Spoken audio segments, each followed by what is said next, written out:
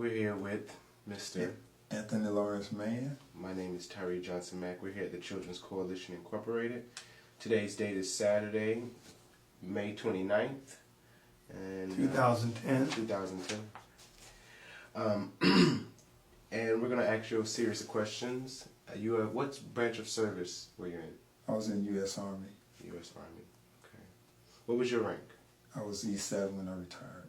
Can you describe to me the level E7 is, from a level from 1 to 10 being the highest and 1 being the lowest?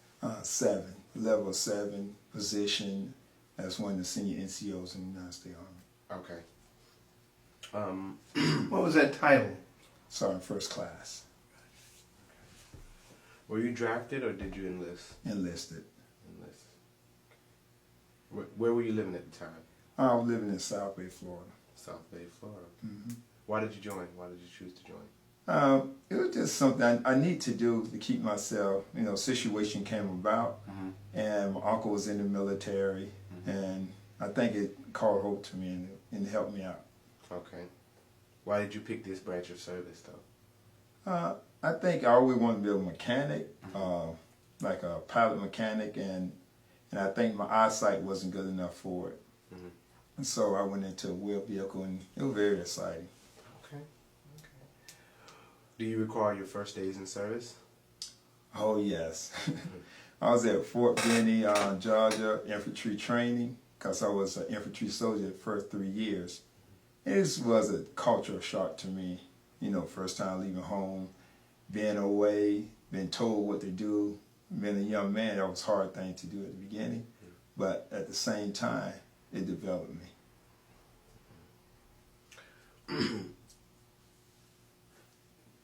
In more emotional detail, when you got off the bus there, what did you see? What did you expect? Well, when I first got off the bus, I expect some type of structure that would terrify you, and it was that. But as I went through the training, it was the development phase to break you and to reveal you. It was terrifying because everybody was quiet, nervous, and scared. There were different race, different ethnic groups, culture you have to adjust to. So it did terrify me at the age of 19, Now, I was from the street, but it's different when you're in a tight situation or more strict, the atmosphere. Okay. Do you remember your instructors, your drill sergeants? Oh, 23, I remember the size because when I went to Hawaii, I met my drill sergeant. I remember his face feature, couldn't remember his name, and I was a young E5, and I stood up to him and said, I told him I hate his gut, but at the same time, I told him thanks because he taught me well to be a soldier. How did you get through that time, since it was such a hard time for you being young? I played a lot of sport, so the physical fitness part didn't bother me. It was just the discipline of listening to an adult figure, because my dad wasn't there to tell me, you get up in the morning, do this before I get up, this is the time you'll be in place to be on time. And I think that's the difficult part that I went through, is that not knowing and have a structure say, hey, this is a time limit, time zone, you will be here, you'll be there. I've been told when to eat, when to go to bed, when to go up, time you will take a shower, when you will clean up. And I think that was the difficult part. Which war did you serve in, if you served in any? I served in the Saudi Arabia War and the Iraq War. Okay. Where exactly did you go in Saudi Arabia? First, we was in Kuwait, in Saudi Arabia, at the border of Kuwait, waiting to enter into Iraq. Okay. And when our order was given, we entered into Iraq. Okay. Do you remember, when you arrived there, do you remember what it was like? What was the atmosphere like? In a way, it was excited and it was scary because my job was, I was recovery. And my job was to recover damaged equipment, repair it on the spot, and I was following the frontline armor tanks units. So I had a lot of protection, but it was scary. So your job assignment was similar to that of a mechanic. Right, right. Did you see any combat? I haven't fired myself in Saudi Arabia because I was support. And I figured that if I had to fire, I was in serious trouble. Right. But I thank God that I didn't have to shoot nobody, but I was trained to shoot if I have to. Now, in Iraq, did you see combat? I seen combat, but on the way traveling through Iraq, going to the location where the combat was, we didn't counter directly attack on us, but the unit behind us got hit. And that was the scary part because we was on alert. We was in the spot to get hit, but by protection of the grace of God, we surprised them and we went through our location without any conflicts. But other units behind us did. Okay. Were there many casualties in your unit or the unit that was attacked behind you? Not in my unit, but in my battalion. As when we first hit the ground, we had one loss, and I think that's in our battalion. Now in the division, I can't really say because there's certain information they kept from us, just to keep us from calling home, telling parents, and tell the proper authority to get notified. But in our battalion, we had one death when we first hit ground. Tell me about a couple of your most memorable events while in the service. I think when I had the opportunity to enlighten young minds as a teacher in Aberdeen Proving Grounds, an instructor and a small group leader, and the development phase was the impact when I see other soldiers came up in the rank and they came and said thanks for encouragement, teaching them discipline, and also it's very rewarding what the trades they teach you. It's very rewarding, and at the same time it's frustrating when you see young soldiers don't catch when you need them to catch. And I had to think about the time that I didn't listen. You know, situation caused me to grow up. And so remember time was getting deployed with a group that you went with and they all came back at the same time. Accomplished tasks that was seemed difficult but wasn't hard. And when we did that, it was rewarding. That knowing that we will accomplish something when, to me, my opinion, to me that when our own country didn't realize that we did it because of the loss of life. There was a lot of loss of life during the first round in Iraq. It was. And the thought do cross your head. Not knowing is you going to make it back home, traveling down that dangerous highway. And every time a convoy went out and they come back, there was a lot of joy or fellowshipping again with your co-workers and comrades. Okay. Were you weren't a prisoner of war, were you? Oh no, thank God. Were you awarded any medals or any citations? Yes, I got a Brown Star from my performance down there, and I didn't expect it, but according to my job and where I was at, in the time period I had to get my battalion, motor pool, and all the shops up, and kept it running, I received a Brown Star. You know, reporting some incident on a convoy, and my commanders figured that outstanding performance to reserve award. You know, I didn't expect it, but it was a blessing to receive it. Did you sustain any injuries while in the service? I haven't. Not physical. Okay. No one. I don't think everybody has some type of mental injury because you know it is a hard tour in war. You know, we might have that front or hiding it, but deep inside it is a mental injury. But it's only take maturity and the counseling that they had help a lot of us get through it.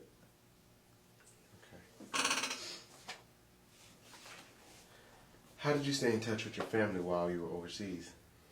I had opportunity every third day to call, or opportunity when you get to the internet, you can email, but there are certain things that you could not talk about on the email or on the phone because the phone and email wasn't high security, so they trained us and they counseled us to be careful what you say and what you write on the internet because you never know who's listening. So every so you have opportunity to call home or email home, or also the mail system is the best procedure to do it, I believe, because you don't have to worry about your mail getting or lost. You know, and on the internet, anybody can tap into a way like the way the system working now. Yeah. What was the food like while you were there? In the beginning, when we first get down, it was all MREs, you know, ready to eat meals, and it was 3 times a day until the war finally got to a point that we can have DFAT dining facilities set up and have contractors over there and military cooks to cook the food without being bombed on. You know, they drop bombs on the installation. You know, it's normal. But other than the meals, I think that we ate better in combat than when you're back on garrison, because they had top cooks there. You know, when they cook on special holidays or any given day, it was good. You talking about outstanding restaurant food. You know, you talking about a steak really cooked and tender. The spread is outstanding in combat. Yeah, soldiers say they ain't eating good, something wrong. The spread is good. Okay. Did you feel a lot of pressure or stress while when you left the war, when it was over? I think you always, if you lose that stress intensity as a soldier, you lose your stability, because the stress that they put on you is to better you. And some people can't handle it. The stress that I dealt with coming home is not realizing I completed my tour. And then the excitement, the thrills that I went through, it was hard to downshift. It was very hard because you didn't have time to think. Either you know it or you have to react to it. You didn't have time for it. And then when you come on any slight sound, you move. You know, because you're taught to be alert at all times. You know, anything that's out of place, you look at it. You know, when I was at home one time, I jumped up, said, "Where's my weapon? Where's my weapon?" And my wife said, "What you mean?" I said, "I don't have my weapon. Where's my weapon at?" You know, and I freaked out because in my room, my weapon always loaded beside me. And when I was asleep at night, I woke up because I didn't feel my weapon. And my wife said, "No, you're not in Iraq no more." I said, "I'm sorry," because that's the alertness that you get. And when it's too quiet, you get nervous. When it's quiet, you get nervous. The only stress, I think, is going back from war to civilian. That's the hard part, is to let go and get back into the mode of saying, "Hey, this is the time for you to get your thoughts together." Because until now, I think they what they call it post combat stress is now they're really dealing with it, because that was an issue. If you look back in the Vietnam era, there was an issue and they didn't understand it. But now they've done a good handle on it. But in this stress that when you're leaving out of the military, you got to remember that you're used to always moving. You're used to always thinking on the move, reacting first. And then once you react, then at the same time, you got to figure out, okay, do their reaction cause you to act differently than what you would act normally? And stress getting out of the military, I think every soldier go through it, because they was on a certain structure, and then you get back to the States, everybody laid back. They don't understand what America really stands for, and then it bothers you that people take stuff for granted, especially if they never went to war, especially if they have no family member, friend that no kin to you and like a brother. And getting out, it's hard. When I first got in the military and retired, it was hard. I was lost. They trained me getting out. Yes, they did. They took me through classes. They prepare you. But all the classes they prepare you don't really prepare you. You got to step out, just like going in. The recruiter tell you what you expect, but when you get in there, what they tell you ain't exactly what you're going to receive. Because the different minds, they have to change. And we got to learn to let go. Because right now, I've been out going on 2 years. I got in December 8. It's 2010. I still got that mentality, I still watch my back. I still watch what people say, how they move, how they approach me. I still do that because I've seen so much and I've seen so much, and I don't want nobody to approach me in a way that I can't defend myself. And that's the alertness, and that's the stressful part, that you still can't trust your coworker. And you know that on the job they don't have no weapon, or you know that they ain't gonna do no harm to you. It's just that little bit of stress, alertness that you're always gonna have. It's just like, I used the example when I used to talk to the youth, that if you corner a cat, if a dog corner a cat, that cat gonna fight. That cat gonna stay alert to the environment. And that's what the Army do to you. It's teaching you to be alertness, and then when you get out and to let that go, it's hard. And that's the stressful part. It affects your family life too, believe it or not. Because they get used to a certain lifestyle.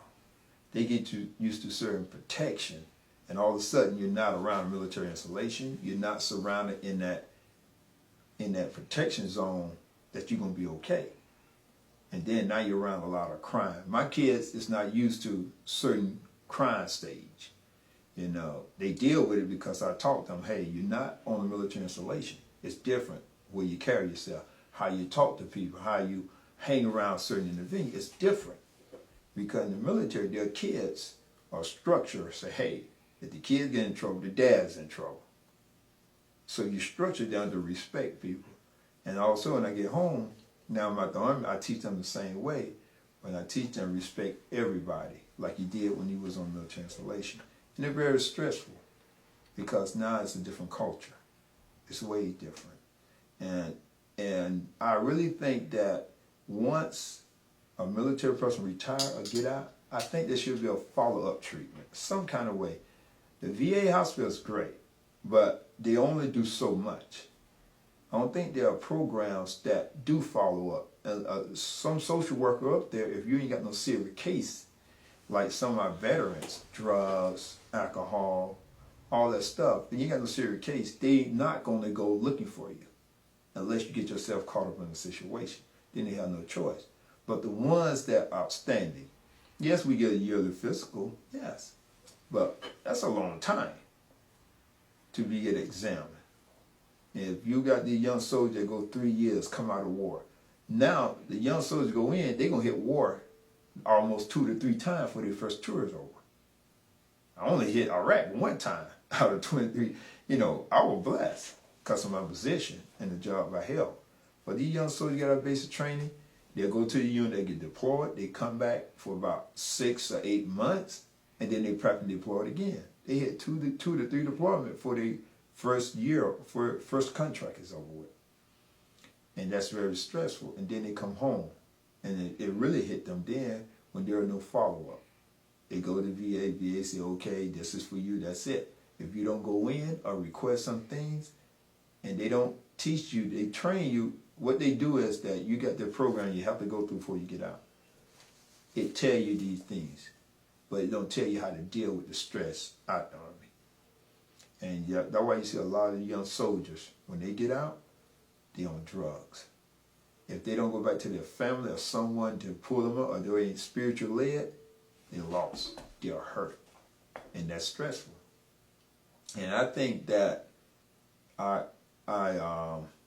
VA need to do more. They need to have some follow-up. Doesn't matter if the person come in or not. If they sign in the VA hospital to be used a medical facility, they should have a follow-up, at least every 6 months. Don't wait till once a year, but hey, you know, I just thank God that I work there, so if I feel something wrong, I can just go upstairs. And I did 22 and a half years, so I understand that, hey, you know, I raised my kids. I know if something ain't wrong, me and my wife, we talk, and we make a decision. And I also was taught as I grew up as a young soldier was, and I never take my problem home, but I always discuss with my wife. So I think they're stressed. And you can see it as today that civilians go through stress too. You know, losing jobs. A veteran when they got the Army, they ain't got no job. If they ain't got the proper skills to train them to go use it, especially the infantry. If they don't go be a police or a security guard, what you gonna use? You don't have no skills. You know how to shoot and kill somebody, but you don't have no skills. If they don't be taught to find a different trade while they're in, they lost. Ain't nobody gonna hire. Security job hard to get. Police job, they cutting back. So what you're a trained killer. You can shoot a fly off the top of a branch, but you can't get a job as an infantry soldier. You know, so those are the stress part. And some jobs that the Army have for you, they got good trades. But if you pick the wrong one and you get out, you don't have nowhere to work. And it is stressful. Well, what did you do to keep to? Do you have a spiritual leading?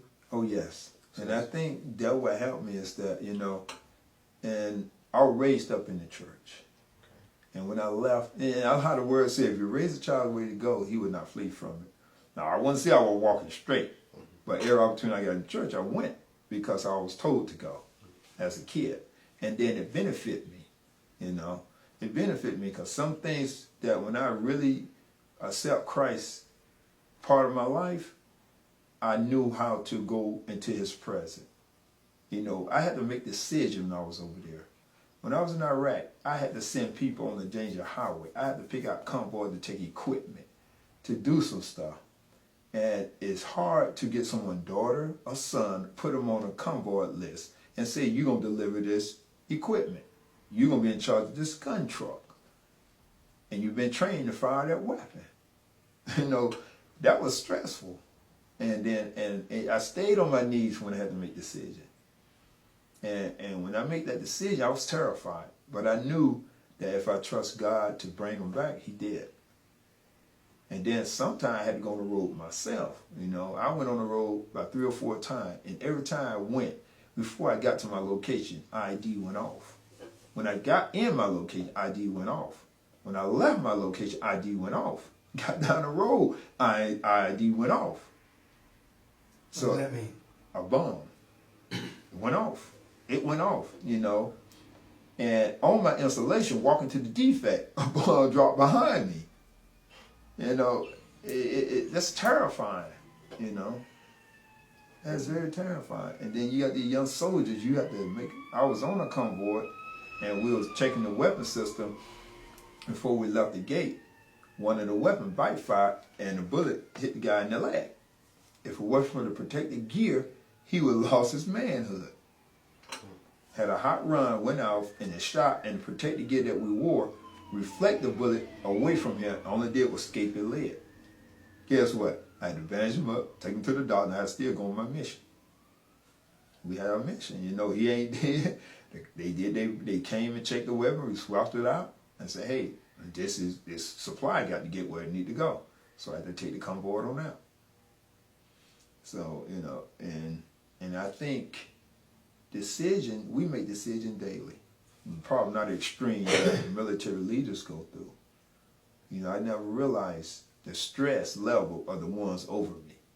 When you're looking at the commander, the colonel, the sergeant major, the general, the decision they have to make on the element of the unit that they have to send the combat is to me like a small piece of a pie from my little small element I have. So it was hard decisions, and it was terrifying. How did you entertain yourself? I did a lot of reading, a lot of praying, and then they had you can go shoot pool, you go to the gym. Oh, the gym over there. You think these gyms they have here, the new technology, you go over to Iraq. They ain't got nothing. These gyms here in facility ain't got nothing on the equipment in Iraq. They make sure the soldier had somewhere he can go to lift weight, to stress down. They have them, but if the soldier don't use them, then it ain't no use. But they have a recreation center. You know, they have churches, spiritual leaders. They can go to church. They can go shoot pool. They can go to the internet. They can go watch movies. They have all these things that allow you to have like the state of social life, to relax from the time that when you're not on duty or you're not called to go somewhere, you get to go relax. And they had those things in play. Where did you go? If you left off base from your location in Iraq, where did you go to entertain yourself? Did you go anywhere? Yes, I went to Qatar because when we first get there, we wasn't at the time. All senior NCO were not going to leave as far as soldier because that's the way the system was set up at first. That soldier will go home on R&R, and when it came down, they had to switch it. And at the time, they let me go to Qatar after 6 months to get away from that combat life, just to get some downtime, to relax, get your thoughts together, to break the monopoly. And then when they switched it around, I had a chance to come home from R&R to be with my family. So they do give you opportunity. Once you hit country, they start making lists for people to have even go home or go 4 days away from the combat zone. And I remember I used to watch movies in the what war, the Vietnam War, how soldiers go off somewhere to an island and relax. They kill the monopoly because they had so many time in combat.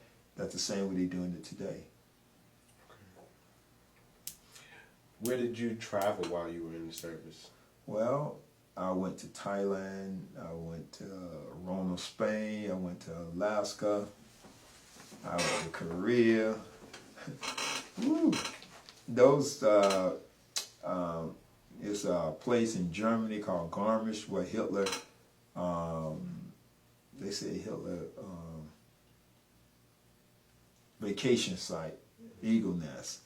Yes, I went to, it's a lot of places you can go. You just got to go to the, like an outdoor rec center and sign up for tours. A soldier can travel anywhere in the Army if, depends on their mission. And they got vacation time, they can travel. And I was in Hawaii, so I did a lot of good travel. It's all about training and staying alert, but they can travel in different locations. Okay.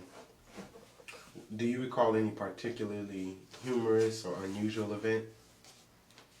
Oh yeah, I think confident course is humorous when you got people terrified of heights, and you got to work together as a team. Since I was the tallest, I was the last one going up. So they had to pull me up. When you get a certain level, you have to trust your teammate to pull you up. And my arm slipped out of one of them hands, but it was funny to me because I didn't think none of it, because I trusted them. I didn't think none of it. And they pulled me on up, and when I got down, it was funny then, but it wasn't funny at the time. And in air assault school, coming off the side of a 40-foot tower, and we was up there, and I was in the air position coming off, and this female soldier, she got terrified, and they left me on the ledge until they had to land a chopper because she wouldn't go off. Because on the training, everybody had to go off at the same time. They had to repel out the chopper at the same time, for we all can hit the ground at the same time. Well, she wouldn't do it, so they had to pull her in, land the chopper, and then pull me up, then go back up again. So it's so fun. Were there any pranks that any of you guys pulled in your battalion or in it? Oh, there are always pranks. When your kids coming up, you always got pranks, especially NCOs. You sleep in your tent. If you hard to wake up, we'll put shaving cream in your hand, and we'll play with it and make you slap yourself. Or you fall asleep and don't wake up, we'll zip you in your sleeping bag and drag you out in the element and leave you out there. Stuff like that. Okay. What do you think of your fellow officers and your fellow soldiers? My officers, I was blessed. I was really had some good leadership. Officers, I think the amazing officer I had was a first lieutenant. He was a first lieutenant, and we was in our maintenance. I was senior NCO. He was a lieutenant of the MCS, maintenance control shop. When decision process, if I go to him and say, hey, these are the issues I'm having, and he said, what you think? And I give him my suggestions, he said, do it. Commanders, I was blessed with some great commanders too, It ain't many you can find, but when you do find them, it's like a gift from heaven because they listen to your suggestion. Because they said NCO trained officers, especially the young ones, and that's the way the Sergeant Major taught us, was that NCOs, officer get orders, y'all run the company. So when you come up there and you got a suggestion, you bring it to the decision, but they make the decision. And a good officer would take that decision and let you run with it. So I was blessed with some good officers. I really can say that in my 20-some years, I had some good officer leaders. Okay. After the service, do you recall the day it ended? Oh yes. It was a little hectic when it ended because I was trying to retire and stay in Europe, but the paperwork didn't go through right, and we was at the last minute because our furniture was scheduled to pick up.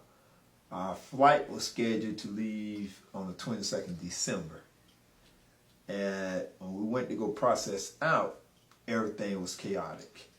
The leave form wasn't filled out right because I was supposed to have been on leave for a long time, and I could have processed in the States. But I took leave over there, not knowing that I don't supposed to be at work. I'm supposed to be processing that. And when it came to chaotic, my battalion was getting ready to go back to Iraq. And it wasn't people that were supposed to sign the proper documents. So I had to send it to another battalion colonel that was in charge of the installation to re-sign the paperwork because of the lead time that I was requesting to get on out of the Army. And I think that was the memory time that I think was hectic. You know, I had a wife, I had 2 teenagers, and we were coming back to the States, nowhere to stay, not knowing exactly where we were going to live at the time. I could have went to my mom's house, but with a family of 4, you don't want to put that on your mom, you know. And so about time, and then when we got to the airport, my wife's passport had expired. And I was trying to tell a long time to get it fixed, and they wouldn't let her go. Come back from Germany to the States, and I went off. You know, I said, man, I went off at the airport, you know.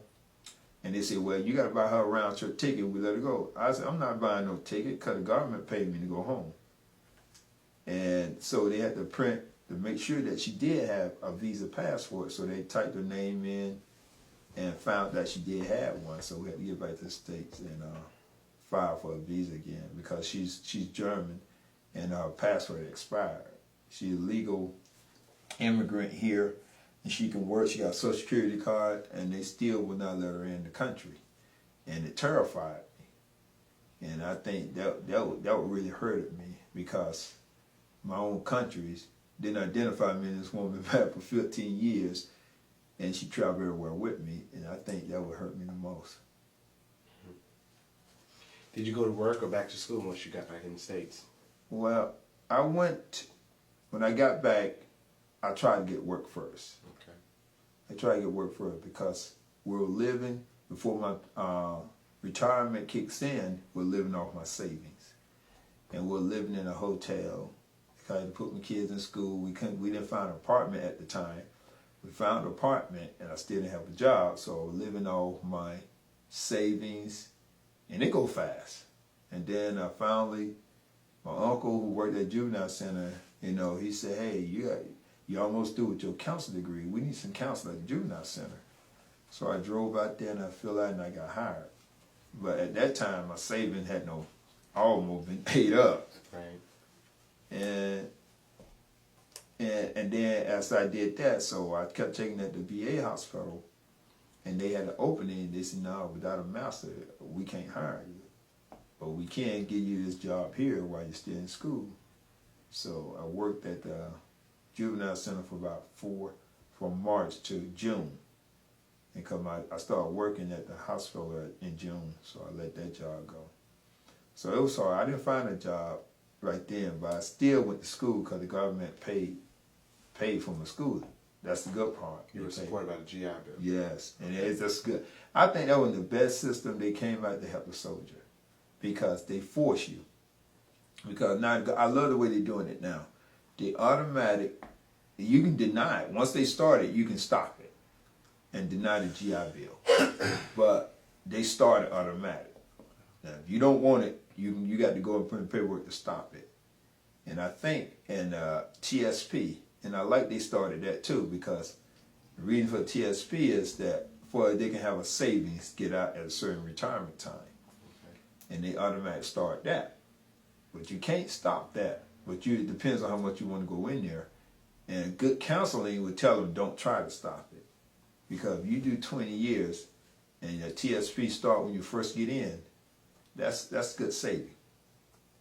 Like I said, when they started with me, I was about 10 to 11 years in the military. So it still gave me a good portion that I trained over to my civilian side. I turned over to 4K.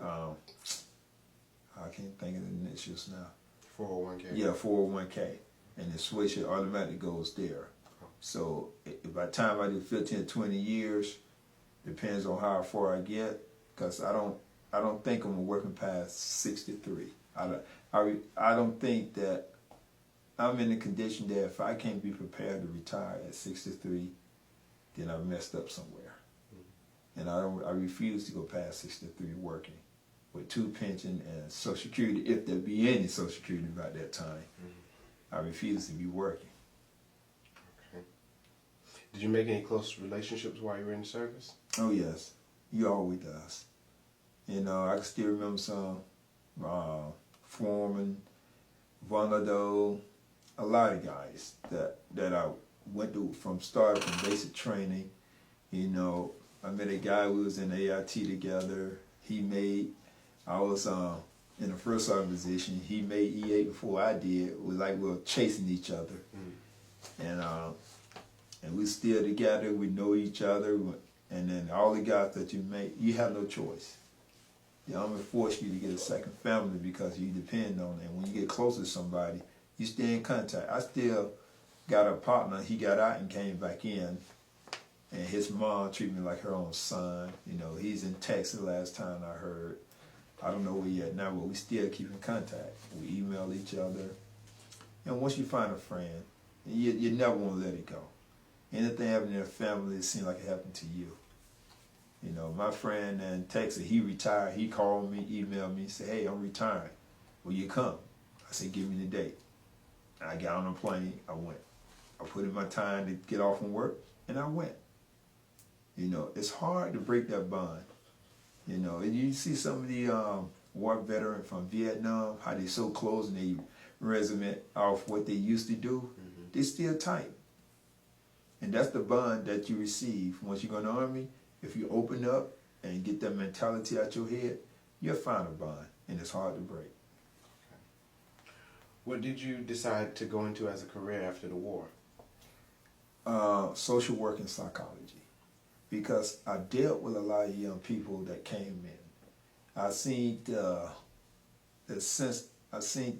urgency that you can tell when someone they have a father figure. You can tell when someone really had to depend on themselves as a young age and just listen to them. And in your own experience, you can be able to touch them and say, "Hey, if you're going to come in the Army, don't come and do 3 years, get something out of it." And the spirit developed, the spiritual in me opened up doors so that I can talk to them. And when I started doing that, and it started affecting their lifestyle, and they started applying it, I said, that's a good feel to help somebody. So I started going to school, slowly but surely, psychology, and plus it helped me in my NCO too. And it helped me to use some of that psychology to get the soldiers to say, "Hey, you're going to do it if you like it or not." But you can get them to do it not realizing it's their decision. I'm telling you to do it, but I'm making your decision to do it. And that's what psychology do is, if you want to better yourself, let it be their decision to do it. But you're implying that you're going to do it. And it helped me to be a better person. It helped me to understand people. And that's why I went in the field in psychology, because psychology it's going to be a well-played job, but it's all about people. It's not the money. It's all about, if we want our nation to grow and become better, we got to be more all about the people. And my spiritual growth helped me to understand that, and that's why I like that field. Do you think the military it had an influence on your thinking to go into that field? Oh yes, it does. Because the reason is that they teach you, say, hey, this is a team thing. And whatever we're going to take, you're going to have to work together. You got to set aside your bias. You got to set aside your race, your ethic. You got to set aside all these, because each one of us come from different cultures. You know, a lot of blacks come from the South, North, it's different culture. And the military say you set aside that and you come to the mission. I don't care how you do it. If you're hating, you got to learn a way to love them to get the mission done. And that's the key part about it, is that I ain't got to stand your sight, your look, or whatever, but we got to work together to get the mission done. And bring you together. If you work with somebody that you call yourself hating, you're going to get to like them. You're going to get to know, you're going to find in yourself, why do you hate it? And then you can't feel that answer, and you say, then I ain't got no reason to hate it. So the military will force you to work together when you don't want to. If you want to go home, because when I was an NCO, you know, senior NCO in my shop, I used to tell my NCOs, if you can't get the soldier to do it, I'll make you do it. Well, you don't listen, then you better be created to get him to do the job. If not, you send him home and I'll make you do it. And you will do it, or you won't be an NCO again. So the military teach you to work together to accomplish the mission. Okay. Did you attend any reunions? Military reunions, not yet. Okay. Because a lot of them are, all the ones I know, some of them are still in, and it is hard. It's hard to attend them because once everybody get out, if you don't stay attached to them, you really won't do it unless someone in your rank structure to take the ball and do it. It's very hard because once people get out, they want to take that uniform off. They don't want to think about what they went through, because the military give you a standard, and once you're out of it, if you ain't got no close net with the whole group that you was in, you're not going to do it unless you're around military installation. You're around military installation, every time you hear a reunion going on, you'll go to it. Because when I was in Aberdeen, they have a lot of, like veteran, like Memorial Day coming up. They got events going on around military, and you got retirees there, they go to them. Because it's that closed net that they have with each other around the military, so they go. But like here, if the reserve unit don't do something, and you got the Navy facility, the Marine Navy over there on Belvedere Road, that little compound, if they don't do nothing, you won't see it if you're not around military installation. So it's very hard to do that. Okay. Is there anything you'd like to add to this interview that we didn't cover? Only thing I can say about it is that sometimes our military do get a bad hit. Sometimes they deserve it, but not all the time. You know, because I truly believe that if our country really want to know what the military go to, just join and experience for yourself. And I really think that they need to do more what they're doing after soldiers get out. They really need to. Only ones that I think benefit is the ones, I hate to say it, that if they get hurt, they'll take care of them, but it's limited. You know, they'll do everything you can do in that first year. Then you got to fight for everything there because you got to go to the VA through it. And I really think that they need to look into that. I really do. I don't know how far they will go. It depends on who's in. I truly believe the people that in them seats making decisions, they need to be a vet some kind of way. They need to be. They got to be went through something or seen something that someone affect their lifestyle, and they want some answers. Because now war, young people coming out messed up, real bad. Now you look back at the time when I went in, we only had one war. That was in 91. And the next war was in 2003. So that's a big gap. that's a great big gap. You know, we're just, and our force is smaller. It's very small. And then they cut back. There ain't no jobs. And I think our military doing it. My son just joined. You know, I was trying to, he's 6'6". I'm trying to get this cat to go to Florida. You know, he got the brains to do it. You know, he going in the intelligent field, you know. And I got two sons that joined. One, he's finna get out AIT now. And he went into patrolling field. And the other one going to intelligent field. So, you know, it's something that they seen and that they want to be part of. You know, it was my choice for them to go in, I'll be honest with you. The military was blessed for me because I didn't have the money to go to school or college. You know, I had the ability to do it, but I didn't have no one to prepare me. But they did. And the choice that they made, they seen something. So I had to support her. And I think the military are doing more than they used to. I really think that they can do more, especially when people get out. Thank you for your time. Thank you.